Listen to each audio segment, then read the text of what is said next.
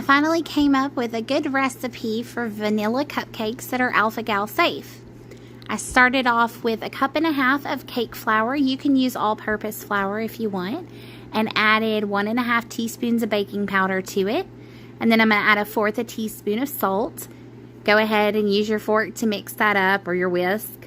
I'm excited about this recipe because I was having a hard time finding a recipe that had eggs in it but didn't have milk or buttermilk.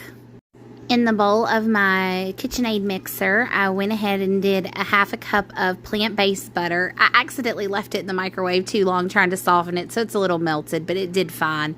And then I'm going to do 3/4 cup of raw sugar and a few tablespoons of honey. I ran out of raw sugar, so I didn't have enough to do a full cup. But if you don't have honey, you could just do a full cup. And I'm going to mix those up together. Mix them up on high till they get blended. And then I added in my 2 teaspoons of vanilla. Then I added in 2 eggs. A lady suggested on my alpha-gal group trying egg whites, but I just used the whole eggs for this recipe. After that, I start to go ahead and add in my dry ingredients, and I mix those up until they're nice and blended.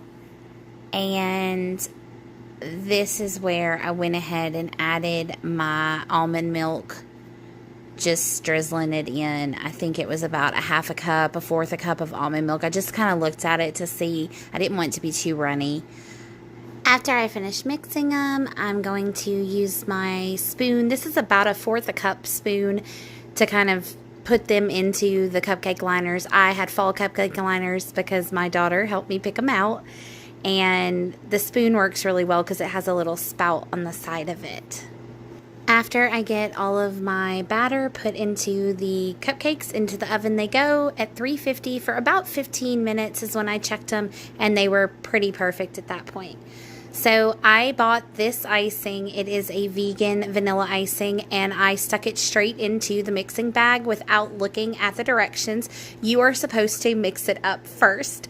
So make sure you do that because it was really hard and it got stuck in my piping bag. So once I got it mixed up and put back in the piping bag and figured all of that out, it piped okay. It was a little dry, so it was hard to break apart. You can see me struggling here with the piping bag, but you can kind of see it doesn't want to quite come out. It was stiff, and like I said, I had left it to sit for a second and it stiffened back up. So when you're going to pipe with it, I would use it immediately, or if you just want to wipe it on with a knife and decorate your cupcakes that way, I did do that as well. You can kind of see where it cracked along the bottom there, but it had a good flavor. It was a little sweet for my taste, but it was still a pretty good cupcake. So here I had more luck piping this one, and you'll see I just did a circle motion, put my frosting in the middle, and it's a little wonky, but the cupcakes were for my 5-year-old and 15-year-old, so they don't care what they look like as much. And you can see a little bit of the cracking again. So I just kept playing with it, kept trying to figure it out. This one I decided I was going to just spoon the icing on, and it did okay. It didn't look as nice as the piped cupcakes, but I'm mixing it again here because I was realizing it's kind of stiffened back up. So next time I'm going to probably make my own icing. So here I go, using the butter knife to kind of spread it on, and it's spreadable, and but you can see there it kind of came back off. So it definitely was trial and error to figure these cupcakes out. Next time I will definitely read the directions before I start spreading. That way I know what I'm getting myself into. I didn't add any food coloring to it, so I'm not sure how food coloring would have done.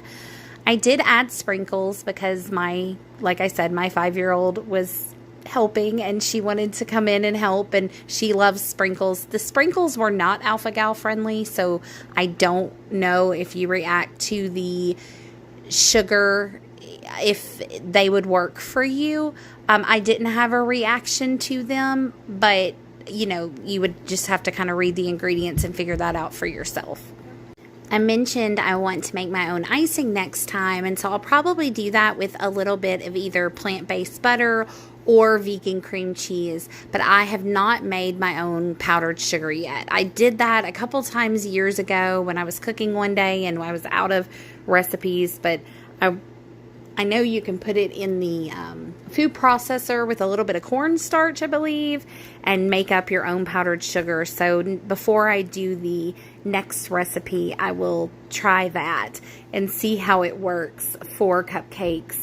I'm just sprinkling a few more sprinkles on. Now, in a second, my daughter had handed me some gold ones she wanted on some of the cupcakes. And so you're going to see me spill those all over the counter on purpose, though, this time, so that I could, well, that wasn't on purpose, but on purpose this time so I could use those to kind of sprinkle on top.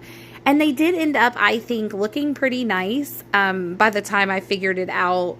I'll kind of zoom in and let you see. So I hope that you guys enjoy these cupcakes. I thought that they turned out really well, and it was nice to have a cupcake because I hadn't since I got diagnosed with alpha-gal. There's my little human grabbing hers that she decorated, and she enjoyed them as well. My older daughter enjoyed them as well, so I would call them a success. Thank you. I hope you guys enjoy. Are they good? Yeah, and they taste like honey.